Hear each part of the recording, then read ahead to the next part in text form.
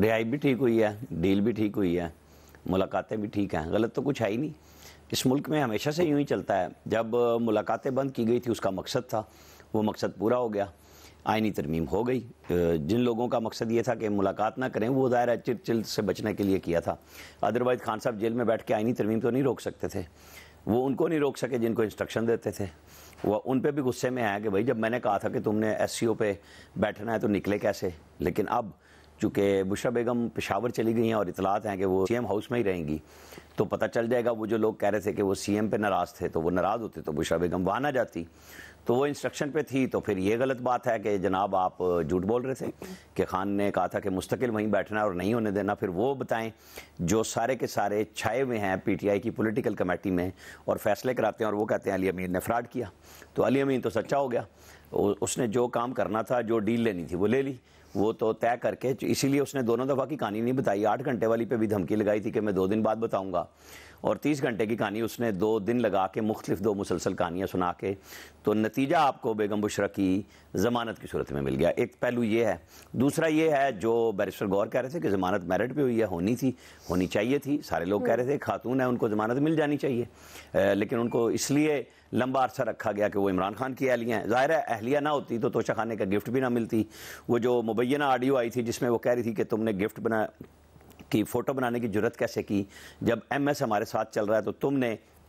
کیوں فوٹو بنائے ہیں اور بھیج کس کو رہے ہو تم؟ تو وہ بھیج نہ رہا ہوتا تو آج یہ گفٹ کی تصویر بھی نہ ہوتی، کیونکہ وہ تحفے تو وہ تھے جو کہیں سامنے ہی نہیں آئے اور وہ بیچ دیے گئے باروں بار، اور وہ جب ریکارڈ کھلا پتہ لگا تو پھر اس کی چھوٹی موٹی قیمت سیمت لگا کے دے دی گئی۔ بہرحال یہ ایک سلسلہ ہے، سیاست اب شروع ہو رہی ہے۔ خان صاحب کی 29 اکتوبر کو وہ بھی لگ گئی ہے جو توشہ خانہ 1 کا کیس ہے، کیونکہ اس میں ان کی سزا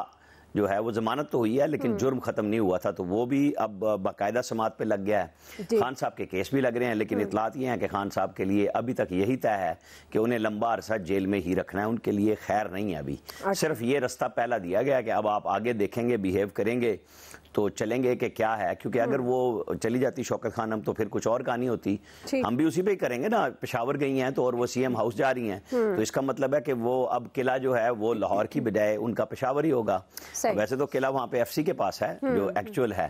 تو وہ زمان پارک کی بجائے اب سی ایم ہاؤس ہے، اب وہاں سے انسٹرکشن چلیں گی، ورنہ تو وہ بالکل سیاست سے باہر ہیں، لیکن سیاست سے باہر ہیں تو وہ سی ایم ہاؤس میں کیوں ہیں؟ وہ پشاور میں کسی بھی گھر پہ پرائیویٹ بھی جا سکتی تھی، وہ بنی گالا سے بھی پشاور چیک اپ کے لیے جا سکتی تھی، وہ لاہور میں زمان پارک اپنے گھر رہ کے وہاں سے بھی شوکت خانم میں چیک کرا سکتی تھی۔ لیکن سیاست ہے نا، یہ اسی گند کا نام ہے کہ آپ یہاں پہ وہ کپڑے اچھالتے جاؤ، گند کرتے رہو، یہ میں خانہ ہے، یہاں پہ اچھلتی ہے پگڑی، کیا ہے وہ محاورے شعر مجھے یاد نہیں رہتے، بس اس طرح یاد رہ جاتا ہے۔ لیکن جو کام ہوتا رہا ہے وہی ہونا ہے۔ ہم نے آپ کو پہلے بھی کہا تھا آئینی ترمیم آنی ہے، وہ آئے گی، لیکن یہ اس چکر میں نہیں آئے گی جو لوگ اپنے اپنے فتوے لے کے بیچ رہے ہیں نا سودے۔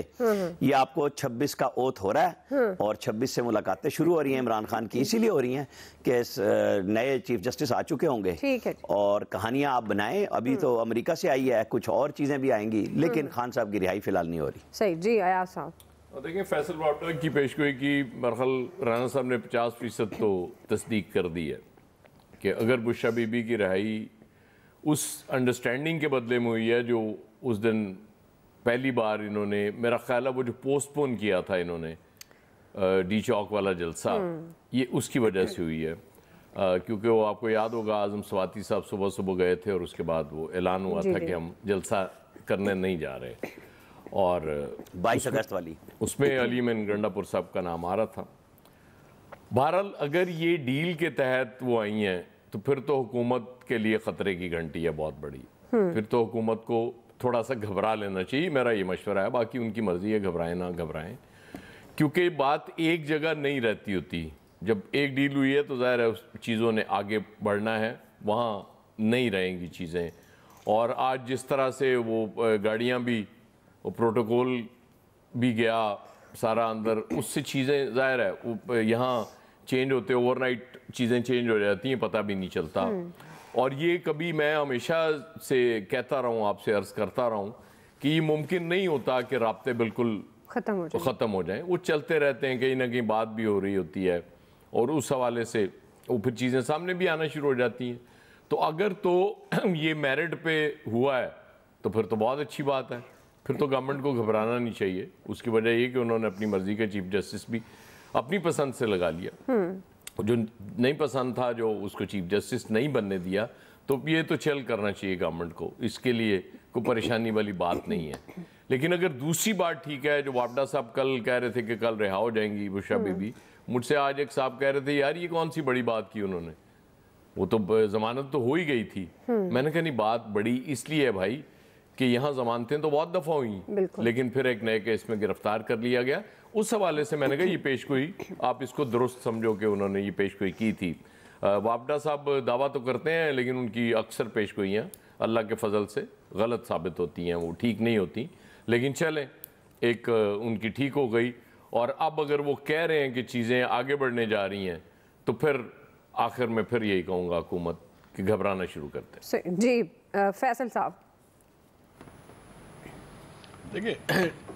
ڈیل ہوئی یا نہیں ہوئی, لیکن یہ بات تو طے شدہ ہے کہ اسٹیبلشمنٹ کی مرضی شامل ہے, اس پہ تو کوئی دور آرا نہیں ہو سکتی. تو اسٹیبلشمنٹ کا رویہ جو ہے وہ کچھ تحریک انصاف کے حوالے سے جو ہے ہم کہہ سکتے ہیں کہ نرم پڑنا شروع ہو گیا. اگر یہ سب کچھ نہیں تھا تو جن کو ان کا نمائندہ کہا جاتا ہے تو انہوں نے پہلے سے یہ بات کیسے کہنا شروع کر دی یہ سب کچھ ہو جائے گا. اگر ان کو اندر رکھنا ہوتا تو کوئی کیا مسئلہ تھا دوبارہ سے گرفتار کرنا, یا اگر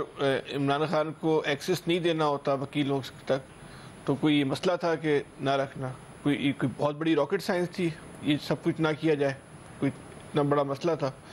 یہاں تو سپریم کورٹ بھی سے مسئلہ نہیں ہے تو اسلام آباد ہائی کورٹ نے جو ہے نا وہ کیا کرنا تھا. لیکن اگر آپ سارے واقعات کو تسلسل کے ساتھ دیکھیں جو امریکہ کے اندر ہوا, اور یہ جو واقعات دو واقعات ہوئے, اس کو اب آپ کی مرضی ہے کہ اس کو اتفاق کہہ لیں, اس کو چاہے تو آپ جو ہے وہ ڈیل کہہ لیں. لیکن اگر یہ ڈیل ہونے جا رہی ہے تو اس کا مستقبل کا جو ہے نا وہ شیپ کیا ہوگا یہ کلیئر نہیں ہے. ایاز صاحب کہہ رہے ہیں کہ حکومت کو جو ہے وہ گھبرانا چاہیے, عامر صاحب کہہ رہے ہیں کہ ابھی ایسی صورتحال نہیں ہے, یہ تو ایک معمول کی کارروائی ہے, آئین کی وہ ترمیم منظور کروانی تھی, اس کے بعد سب کچھ ہونا تھا وہ ہو گیا. بہرحال یہ لگتا نہیں ہے کہ سب کچھ جو ہے اتفاق سے, یہ لگتا اس لیے نہیں ہے کہ ہمارا یہ کلچر نہیں ہے کہ ہم یہ طے کر لیں کہ عدالتوں سے فیصلے آ رہے ہیں وہ واقعی کسی میرٹ پر آ رہے ہوں گے. یہ ہمارے کلچر نہیں ہے. پھر بھی اگر اس کو ہم نے میرٹ پہ سمجھنا ہے تو بلا لیں گے تمہیں. جی ہاں نہیں, میں تو یہی کہہ رہا ہوں کہ آپ کی بات صحیح ہے کہ دھیان کر کے سب کچھ جو ہو رہا ہے میرٹ پہ, ہاں یہ بات صحیح ہے. ابھی یہ تو مسئلہ ہے کہ بولنے میں بھی احتیاط کرنی ہے نا, لیکن عدالتوں کا فیصلہ ہے تو ظاہر ہے میرٹ پر ہی ہوگا. صحیح ہے. لیکن میرٹ کے بھی نا کئی رخ ہوتے ہیں, میرٹ کو دیکھنے کی بھی ہے نا میرٹ کو دیکھنے کی بھی جو ہے نا الگ الگ نگاہ ہوتی ہے, آپ اس کو الگ الگ نگاہ سے جو ہے نا وہ دیکھ